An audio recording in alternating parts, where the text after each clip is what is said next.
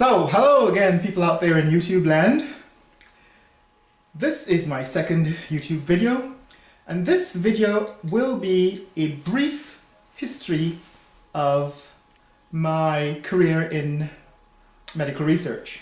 So I just want to tell you how it is that a kid who grew up in Guyana became a medical scientist. And it wasn't easy, and so the reason why I'm making this video is to give some kid out there who has the dream of becoming a medical scientist or a medical doctor and who is living somewhere in a developing country, how you can make that dream come true. So I started out as a kid growing up in Guyana, liked to do little experiments. I like to play with kites. I used to experiment on flying kites and how changing the construction of the kite, the weight, the shape, changed how it flew in the air. And so when I was 6 or 7 or 8, I wanted to be an aeronautical engineer. I wanted to build flying machines. However, when I got to 18, I realized that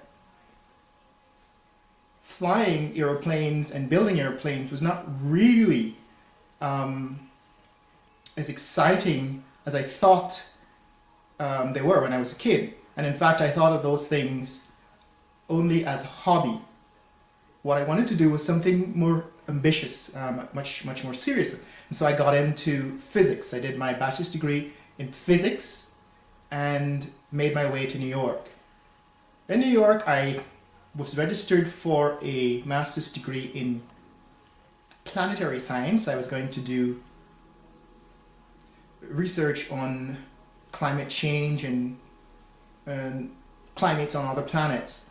But at that point again I realized that it was a bit too far away from the kind of impact I wanted to make on the world. And so I switched to nuclear structure research and did that for 2 years and was working on building detectors to record nuclear reactions at a major national laboratory in the US.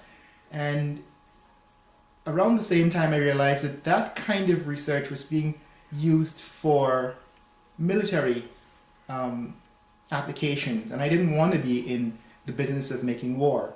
So I decided to get out of that and get into medical research.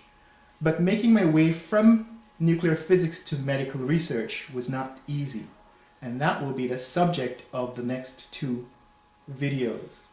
How did I manage to transform myself from a experimental nuclear structure physicist into a magnetic resonance imaging scientist in the field of cardiac research? So it was about the mid-90s, and I decided that I didn't want to do climate research anymore, or nuclear structure research anymore. Climate research, because back then they were talking about global warming, but nobody was paying attention, nobody cared. And so I didn't want to be in a field where nobody was paying attention to you.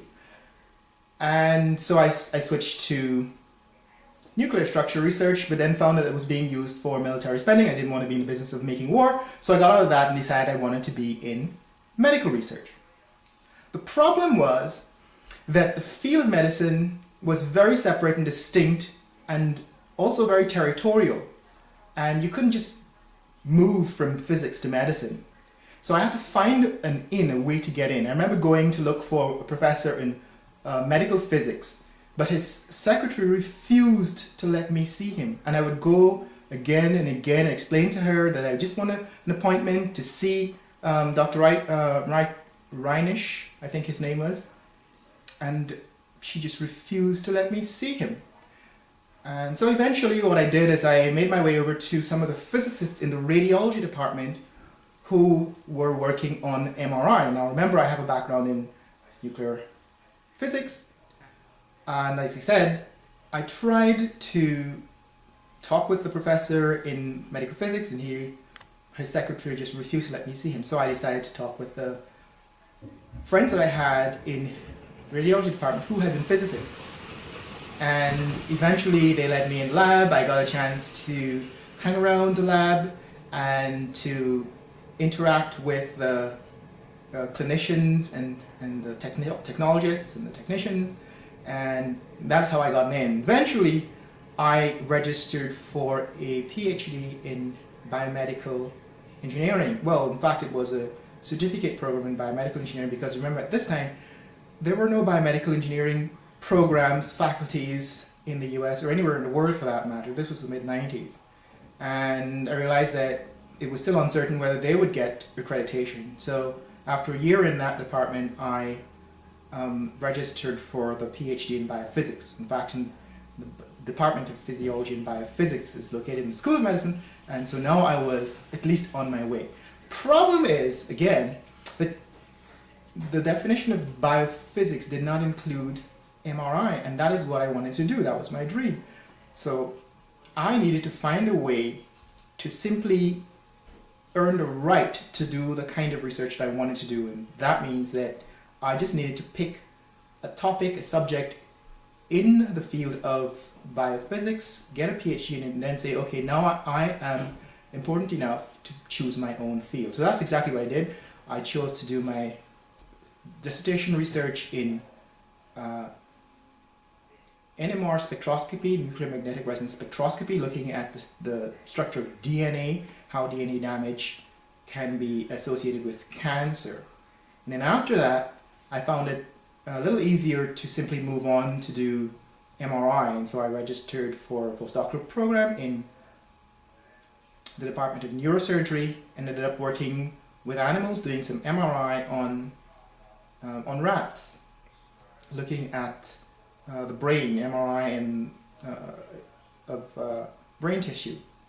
But then remember, I just wanted to do MRI in humans. So eventually after that, I registered for another program and eventually got a job doing MRI in humans, in fact doing cardiac MRI. And that's where I spent the bulk of the last decade, doing cardiac MRI. So I had succeeded in making the transition from physics to medicine, and from a child wanting to do something significant and important, I had now positioned myself in a place where I could actually make some of that happen. Something else I wanted to do was travel. I really wanted to see the world. And so for the decade and a half that I spent rather making that transition from physics to medicine, I had really remained in the same place and hadn't done a whole lot of traveling outside of the US. And so when the opportunity arose, I decided to take off for Asia. And so I headed to Singapore and started to do research there in nuclear magnetic resonance spectroscopy on liver tumors, cancer. And that brings me to the point where I'm now looking at establishing a program to do medical research with the point of view of narrowing the gap between medical technology and medical science and medical facilities and medical care in developing countries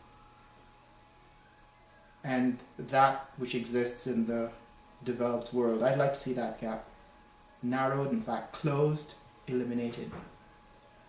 And that is my mission.